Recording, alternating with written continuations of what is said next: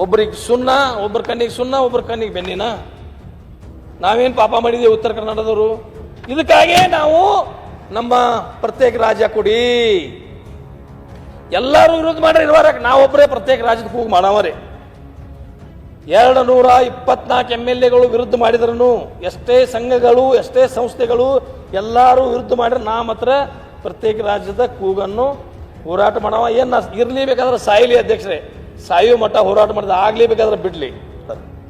ನಾವು ಇಷ್ಟೊಂದು ಕಷ್ಟಪಡಬೇಕು, ಉತ್ತರ ಕರ್ನಾಟಕದವ್ರು ಬರಬೇಕು, ಇಲ್ಲಿ ಕೈ ಮುಗಿದ ಎಲ್ಲರ ಹತ್ರ ನಿಲ್ಲಬೇಕು, ಭಿಕ್ಷುಕರ ಥರ ನಾವು ಭಿಕ್ಷೆ ಬೇಡಬೇಕು. ಅವಾಗ ನಮಗೇನೋ 100 ಸಲ ಬಂದು ಭಿಕ್ಷೆ ಬೇಡಿದಾಗ ಒಂದೇನೋ 10 ಪೈಸೆನೋ 20 ಪೈಸೆನೋ ಹಾಕ್ತಾರೆ ನಮ್ಮ ಹುಡುಗ ಸರ್. ಈ ಪರಿಸ್ಥಿತಿ ನಮ್ಮ ಉತ್ತರ ಕರ್ನಾಟಕದ MLAಗಳದಾಗಿದೆ. ಯಾಕೆಂದರೆ ನಾವು ಬೆಂಗಳೂರಿಗೆ ಬಂದರೆ, ನಾನು ಒಮ್ಮೆ ಮೊನ್ನೆ ಹಿಂದೆ ಒಂದು 3-4 ತಿಂಗಳಿಂದ ಸ್ವಲ್ಪ ಮಾತಾಡಿದ್ದೆ ಸರ್. ಅವಾಗ TV ಮಾಧ್ಯಮದವರು ಇವರು ಶಾಸಕ ಪಕ್ಷದ ತಮ್ಮ ಸ್ವಂತ ಪಕ್ಷದ ಆಡಳಿತ ಪಕ್ಷದ ಶಾಸಕರಾಗಿ ಸರ್ಕಾರದ ವಿರುದ್ಧನೇ ಮಾತಾಡ್ತಾರೆ ಅನ್ನೋಂಥ ಕೆಲವು ವಿಷಯಗಳು ಬಂದು ಸರ್. ನಾನೇನು ಸರ್ಕಾರದ ವಿರುದ್ಧ ಆಗಿ ಏನೇನು ಮಾತಾಡಲಿಲ್ಲ. ಅಧಿಕಾರ ಚುಕ್ಕಾಣಿ ಸರಿಯಾಗಿ ಆಗಬೇಕು, ಅಧಿಕಾರಿಗಳು ಪಾರದರ್ಶಕವಾಗಿ ಕೆಲಸ ಮಾಡಬೇಕು. ಅಧಿಕಾರಿಗಳು ಒಂದು ಕೆಲಸ ಅಧ್ಯಕ್ಷರೇ ಟೆಂಡರ್ ಆಗಿ ಅದು ಕೆಲಸ ಮುಗಿಲಿಕ್ಕೆ ಎಷ್ಟು ದಿವಸ ಬೇಕು? ಉಳಿದ MLAಗಳು ನನಗೆ ಗೊತ್ತಿಲ್ಲ ಎಷ್ಟು ದಿವಸನಾಗ ಮುಗಿಸ್ತಾರೋ. ನಮ್ಮಲ್ಲಿ ಅನ್ಕ 2 ವರ್ಷ 3 ವರ್ಷ 4 ವರ್ಷ ಆಗಲಾಗತ್ತೈತಿ.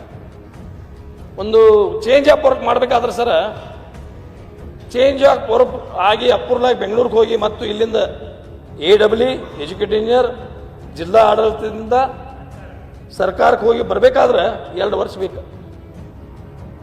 ಕೆಲವು ಕೆಲಸಗಳು ನಾವು ಈಗ ತೊಗೊಂಡು ನಾವೇನು ಮುಂದಿನ ಸಲ ಹೋಗಿಬಿಟ್ಟಿರ್ತೀವಿ ಸರ್. ಬೇರೆ MLAಗಳು ಕೈ ಹಿಡಿಯುವಂಥ ಪರಿಸ್ಥಿತಿನೂ ಉದ್ಭವ ಆಗುವಂಥದ್ದು ಇದೆ ಅನ್ನುವಂಥ ಮಾತನ್ನು ಇಲ್ಲಿ ಹೇಳಿಕ್ಕೆ ಬಯಸ್ತೇನೆ ಸರ್.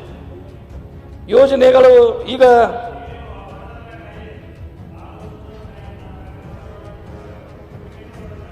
ಹಂಗೆ ನಿನ್ನ ಸರ್ಕಾರದ ನೋಡಿದಿಲ್ಲ ಬಿಡಪ್ಪ,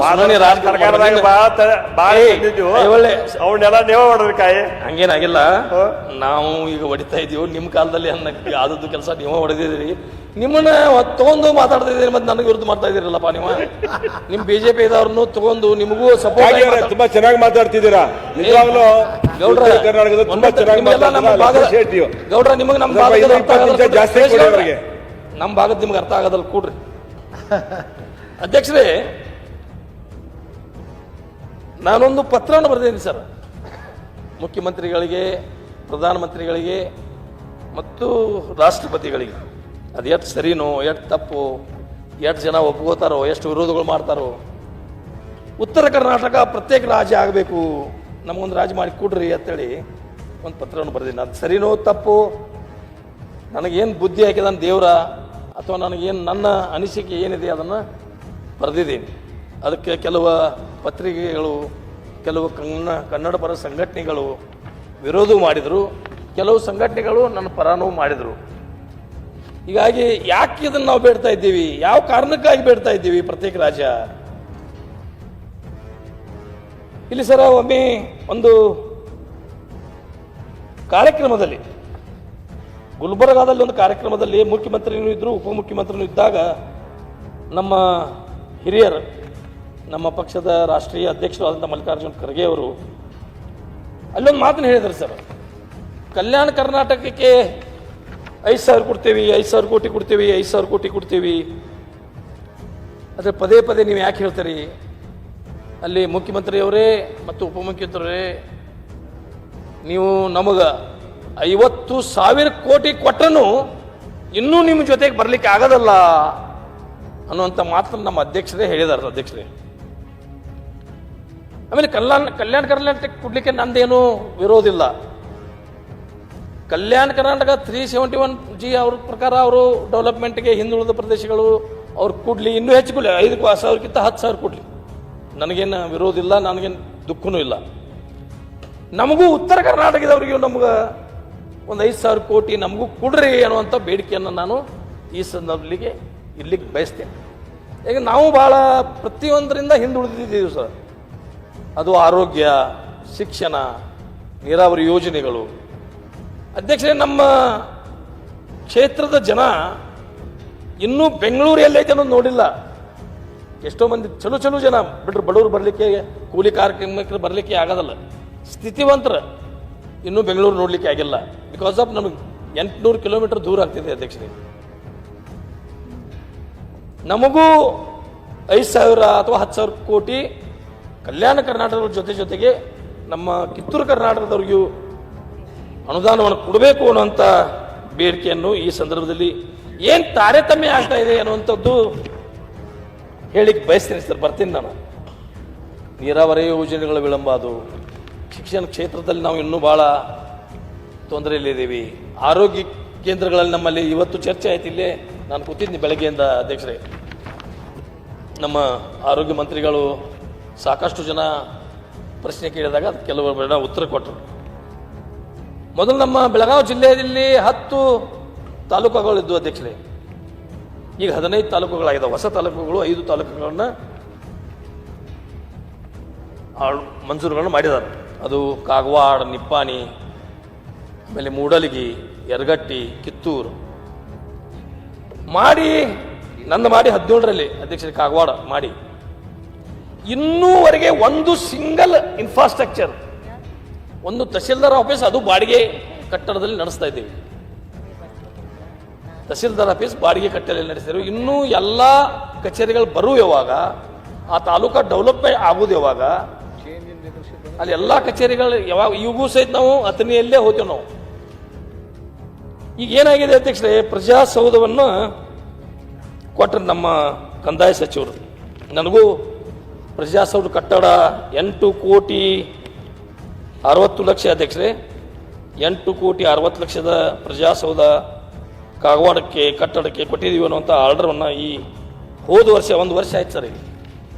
ಇನ್ನೂವರೆಗೆ ಅದ್ರ ಬಗ್ಗೆ ಏನೂ ಕ್ಯಾರೇ ಇಲ್ಲ. ಆಮೇಲೆ ಅದ್ರ ಜಾಗದ ಸ್ವಲ್ಪ ಪ್ರಾಬ್ಲಮ್ ಆಯ್ತು ಅಧ್ಯಕ್ಷರೇ. ಅಲ್ಲಿ ಜಾಗದ ಆದ್ರೂ ಈಗ ನಾವು ಸೂಕ್ತವಾದ ಜಾಗವನ್ನು ಕೊಡ್ತೀವಿ ಮತ್ತು ಅದೇ ಜಾಗದಲ್ಲಿ ಕಟ್ಟಲಿಕ್ಕೆ ಏನು ತೊಂದರೆ ಇಲ್ಲ. ಯಾರೋ ಒಬ್ರು ಮಹಾನುಭಾವರು ಅಲ್ಲಿ ಬಂದು ಒಂದು ರಿಪೋರ್ಟ್ ಕೊಟ್ಟಿದ್ದಾರೆ ಗೌರ್ಮೆಂಟ್ಗೆ. ಇಲ್ಲಿ ಕೆರೆ ಇದೆ, ಈ ಕೆರೆ ಜಾಗದಲ್ಲಿ ಕಟ್ಟಲಿಕ್ಕೆ ಆಗೋದ್ರಲ್ಲಿ ಕೆರೆ ಇಲ್ಲ. ಮಳೆಗಾಲದಲ್ಲಿ ಬಂದು ಸ್ವಲ್ಪ ನೀರು ನಿಲ್ತಿದ್ದು, ಅದಕ್ಕೆ ಅವ್ರು ಕೆರೆ ಅಂತೇಳಿ ನಮ್ಮ ಅಧಿಕಾರಿಗಳು ಸರ್ ಕೆರೆ ಇದೆ ಕಟ್ಟಲಿಕ್ಕೆ ಬರೋದಲ್ಲ. ನಾನಲ್ಲಿ ಇವತ್ತು ಅದ್ವಿ ಆತ್ಮವಿಶ್ವಾಸದಿಂದ ಹೇಳ್ತೀನಿ, ಅಲ್ಲಿ ಬಿಲ್ಡಿಂಗ್ ಕಟ್ಟಿದ್ದಾದ್ರೆ ಅದಕ್ಕೆ ಏನಾದರೂ ಧಕ್ಕೆ ಆದ್ರೆ ನನ್ನ ಆಸ್ತಿ ಮಾರಿ ಅದಕ್ಕೆ ನಾ ಎಲ್ಲ ದುಡ್ಡನ್ನು ಕೊಡ್ಲಿಕ್ಕೆ ರೆಡಿ ಇದ್ದೇನೆ ಅಧ್ಯಕ್ಷ. ಏನಿದು ವ್ಯವಸ್ಥೆ ಅಲ್ಲಿ ಬರಬೇಕು. ಮತ್ತು ಬೆಂಗಳೂರದಲ್ಲಿ ಅಧಿವೇಶನದಲ್ಲಿ ನಮ್ಮ ಕಂದಾಯ ಸಚಿವರು ಆ ಸಾಯಿಲ್ ಟೆಸ್ಟ್ ಮಾಡಿ ರಿಪೋರ್ಟ್ ಕೊಡಿ, ಆಮೇಲೆ ನಿಮಗೆ ಕೊಡ್ತೇನೆ ಅಂತೇಳಿ ಜಿಲ್ಲಾಧಿಕಾರಿಗೆ ಒಂದು ಆರ್ಡರ್ ಮಾಡಿರೋ ಅಧ್ಯಕ್ಷರೇ. ಇನ್ನೂವರೆಗೆ ಅದರದ ರಿಪೋರ್ಟ್ ಕೊಟ್ಟಿಲ್ಲ. ಬೆಳಗಾವಿ ಅಧಿವೇಶನ ಆಗಿ 8 ದಿವಸ ಆಯ್ತು ರೀ. ಆಗಸ್ಟ್ದಾಗ ಆಗಿರ್ಬೇಕು, ಐ ಥಿಂಕ್ ಆಗಸ್ಟ್ದಲ್ಲಿ ಆಗಿದೆ. ಆಗಸ್ಟ್ 11ನೇ ತಾರೀಕು ಆಗಿದೆಯಲ್ಲ, ಅಲ್ಲ ಅಲ್ಲಿ ಬೆಂಗಳೂರಲ್ಲಿ ಇಲ್ಲ, ಬೆಂಗಳೂರದಲ್ಲಿ ಆಗಿದೆ. ಅವಾಗ ಕೊಟ್ಟಂತ ಇನ್ನೂವರೆಗೆ ಟೆಸ್ಟ್ ಆಗಿಲ್ಲ, ಇನ್ನೂವರೆಗೆ ಅದ್ರ ರಿಪೋರ್ಟ್ ಏನಿಲ್ಲ. ಆಮೇಲೆ ನಾನು ಮಂತ್ರಿ ಹತ್ರ ಕೇಳಿ, ಸರ್ ಒಂದು ಸ್ವಲ್ಪ ಅಲ್ಲಿ ಫೌಂಡೇಶನ್ ಹಾಕ್ಲಿಕ್ಕೆ ಸ್ವಲ್ಪ ಹೆಚ್ಚು ದುಡ್ಡು ಬೇಕಾದ್ರೆ ಕೊಡಿ, ಏನು ತೊಂದರೆ ಆಗ್ತಿದೆ? ಇಲ್ಲ, ಇಡೀ ರಾಜ್ಯದಲ್ಲಿ ನಾವು 8 ಜಾಗ 11 ಜಾಗದಾಗ ನಾವು ಪ್ರಜಾಸೌಧವನ್ನು ಕೊಟ್ಟಿದ್ದೀವಿ. ಎಲ್ಲದಕ್ಕೂ 8,60,00,000 ಕೊಟ್ಟಿದ್ದೀವಿ.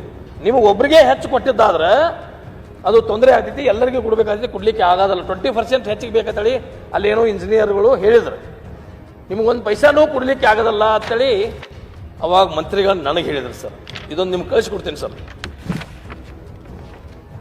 ಚಿಕ್ಕಮಗಳೂರು ಜಿಲ್ಲೆ ಕಡೂರು ತಾಲೂಕಿನಲ್ಲಿ ಹೊಸದಾಗಿ ತಾಲೂಕಾ ಪ್ರಜಾಸೌಧ ಕಟ್ಟಡವನ್ನು ರೂಪಾಯಿ 16 ಕೋಟಿಗಳ ಅಂದಾಜು ಮೊತ್ತಕ್ಕೆ ನಿರ್ಮಿಸಲು ಆಡಳಿತಾತ್ಮಕ ಅನುದಾನವನ್ನು ಕೊಡಲಾಯಿತು.